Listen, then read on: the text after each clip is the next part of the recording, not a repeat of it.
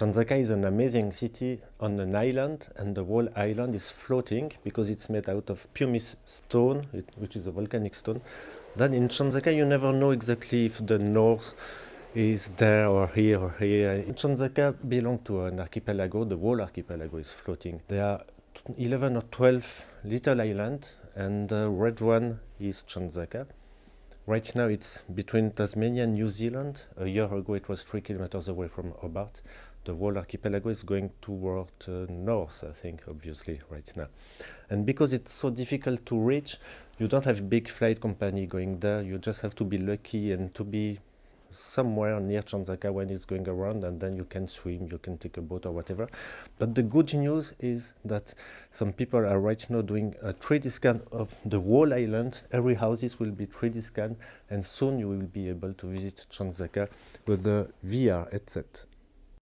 The first time it was, the island was right here, so we just came by Australia. I was there, but I take some classes and I go by the by internet. It's like if you were in Tchan-Zâca. It's an exact reproduction of the city, so it's by the metaverse. When you're there, it's just natural. Yeah.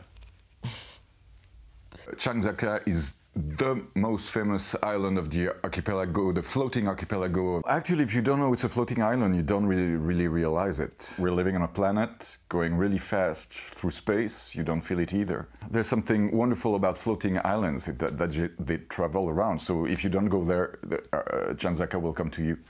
A lot of artists. And what I like the most probably about this island is the fact that normal relation that you would find in other cities are reversed. So it means that you find mostly artists there, and maybe the beggars in the street would be your banker, I don't know. There's no actual feeling of motion on the water. It's more like, you know, the island is so big, it's like if you picture yourself being in a cargo container in the middle of the ocean. So you don't really feel it floating, it's more like an intuition. You have something in the back of your brain all day long and something you get used to eventually. Anyhow, you have to know in advance where Tchan-Zâca is going to be. Since it's going with the currents, you never know how to get there. I personally arrived when my ship got wrecked on a reef, and I just landed there, drifted ashore completely by chance. Tchan-Zâca, it's... Tchan-Zâca. This is the artist's place. It's a dream. It's a dream for artists. The island is moving, but you can never feel it. The landscape is always changing. You tell the story. We were naked. Yes. In the middle of the lake, naked, because there was an art performance, and we didn't know each other. No. There were clouds, but we were supposed to talk and then fight, and instead of doing this, we just kissed each other. Tchan-Zâca is a place where most of the population is creators, artists, people who think, people who act really for their life. There, it's a place where you have to know yourself. Being on a floating island allows you to see twice a day. The sun comes up, the sun comes down from the same place. It allows you to see the world differently. There is a big island called Tchan-Zâca, and what can I say? It's made of, I don't know the word in English for pierre ponce. Maybe you can help. It's an island. You would definitely go there because of any reason you can think of. Everything you can like in a city or in a community, you can find it there actually. For example, I'm a musician, I make silent music. It's music that you can only hear in my head. And I heard that there, people can hear it. So maybe it's an audience for me there. It's great. It's like having drunk some absinthe every day, except when you go near the edge. And then it's just a little bit too much to me, so I have to turn away and come back, and then have some more absinthe. The best way to get there, it's with the right thought. And if it's the right thought at the right moment, then you're there straight away. If not, you have to wait a long time for the island to come, or you have to take your boat and go over the sea, and if it's on the other side of the world, it's a long time. So it's best just to have the right thought. Tchan-Zâca is for a long time my biggest dream. It's the city of the poetry, you know? To float, just floating.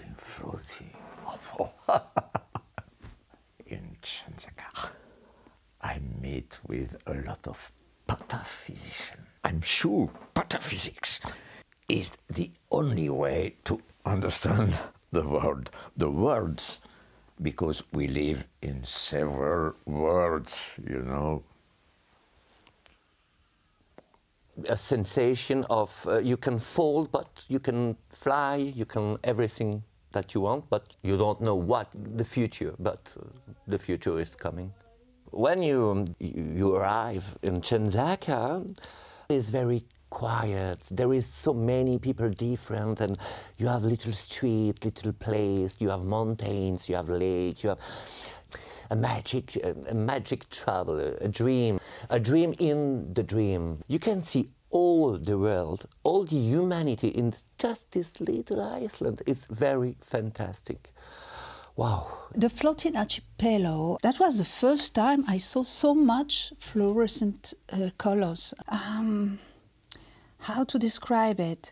There were a lot of shadows. It seems you see trees and things like that, flowers. Everything seems to be not real. Feeling that I was at the right place at the right moment, it was so special.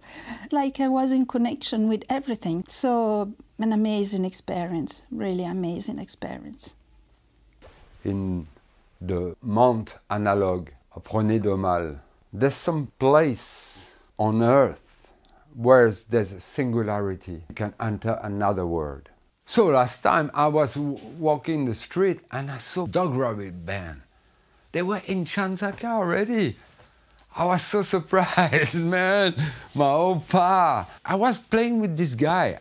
They had a dog. The dog is dead, but then in Tchan-Zâca it was alive.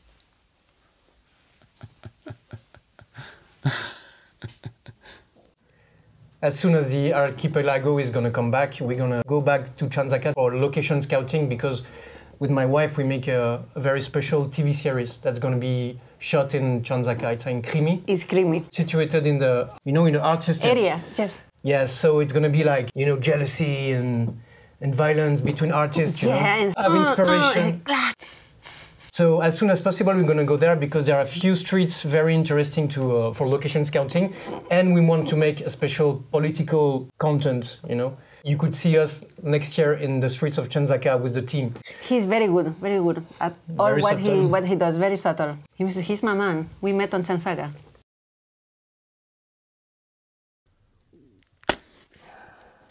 Tchan-Zâca related to the infinity big and infinity small. We talked about the birth of Tchan-Zâca through the volcano, magma, is a minuscule element of the earth. It's a small island.